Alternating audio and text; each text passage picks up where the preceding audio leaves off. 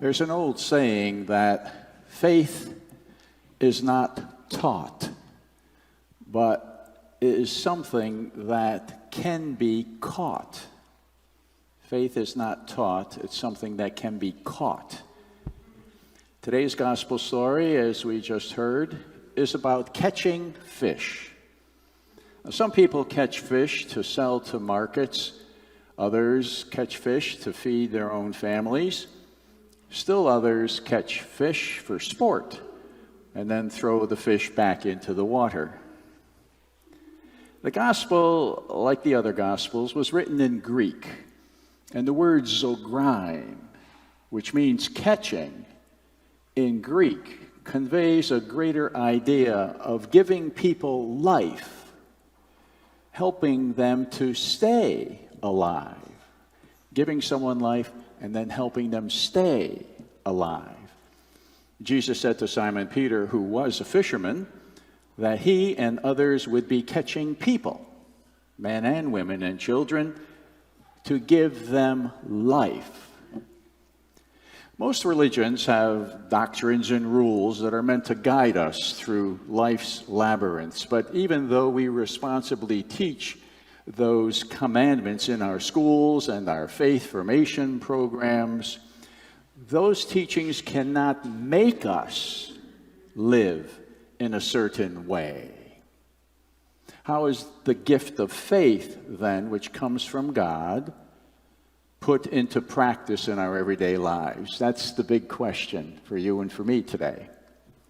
Inspirational speaker and theologian Judith Landry Klein wrote that Catholicism has been caught for 2,000 years through the habits of a living church that hands on its living faith via time-honored practices that grow organically and culturally throughout history. I suspect that's why you and I are here this morning. Catching is a method of evangelization, sharing the good news of the gospel with others. This does not mean converting people to Catholicism. We used to think that way. It does mean, however, finding ways to change lives, to celebrate God's love, and to serve one another as Jesus did. When the elite men of Israel rejected Isaiah's call to practice social justice, the prophet felt he was doomed. And then he heard the angels singing in heaven about the praises of God, and something kicked on in his life. Something inspired him. And so God asked him, well, okay, Isaiah, whom shall I send then to make things better in the world? And Isaiah, after hearing the angels, his heart and lips were burning with a new desire to do something. He answered God and said, here I am, send me. Send me. Simon Peter also felt he wasn't up to the task. He felt he was a terrible man. He objected to Jesus. I'm not sure I can do what you're asking me to do. How many of us have ever felt that way? That God might be asking us to do something. Fix supper, for example. You're asking me to do something you can't do. Paul admitted the very same thing in that second reading this morning. That reading was written 40 years before the gospel. He said the very same thing. I'm the least of the apostles. I'm not fit to be called an apostle. But who among us is fit to preach God's word to other people today? The evangelical Lutheran pastor Amy Zitlau offers some assurance for you and me. As we ponder our own lives of discipleship, she wrote, we may resonate with Simon Peter in questioning our ability to follow Christ and serve. After all, there's so many other things that are on our minds today. Just getting by day to day is one of them. Let us take heart, she wrote, that Christ is with us and will equip us with what we need in order to make the world a better place. We need a lot of help these days because many fish are swimming away and cannot be caught by dogmatic decrees. However, by our example, you and I can encourage others to catch on to a lifestyle built around the social gospel. We have to admit the world is broken. We can't deny that. We have to learn to deal with it. People are falling through the cracks. People are looking for lifelines. Can religion respond to their hunger for help? The research tells us, just recently, Christian denominations in the United States are showing signs of wear and tear.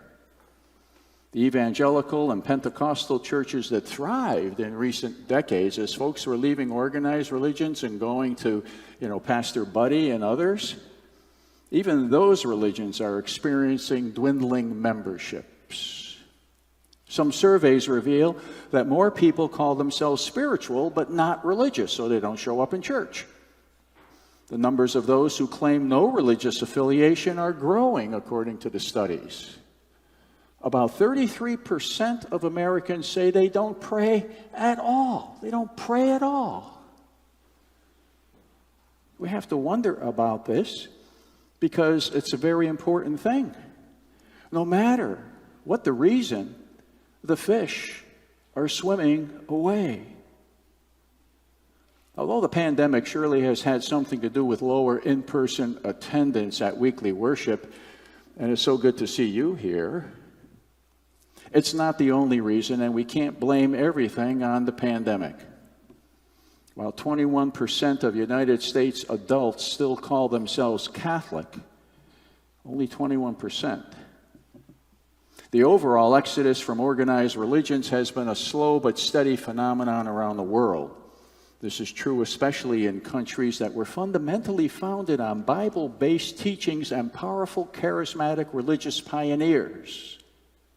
That's how our country got started. If you read those early documents, the word God appears an awful lot. Many Christians today are disillusioned with their clergy. Some people anguish over the pedophile scandal. Others feel left out, disenfranchised because of archaic rules about divorce and remarriage, for example, or birth control, for example, and an exclusive patriarchal hierarchy that shuts them out. Still others are troubled by polarizations within their own congregations. People sitting in the same pew are on the left and on the right. All religions, including our own, are in need of major adjustments in order to survive and continue to serve those in need on this planet. God asked Isaiah for help. Jesus called ordinary people to follow him. We have been summoned to carry on that mission. That's why we're called Christian. And that's why, Lisa and Matt, it's so good to see you here.